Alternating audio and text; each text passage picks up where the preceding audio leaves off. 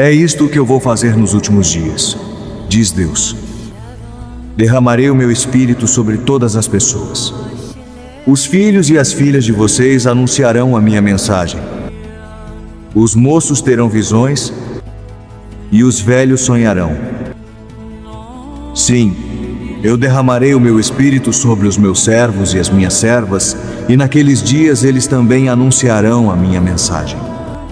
Em cima no céu farei com que apareçam coisas espantosas, e embaixo na terra farei milagres. Haverá sangue e fogo e nuvens de fumaça, o sol ficará escuro e a lua se tornará cor de sangue antes que chegue o grande e glorioso dia do Senhor. Então todos os que pedirem a ajuda do Senhor serão salvos.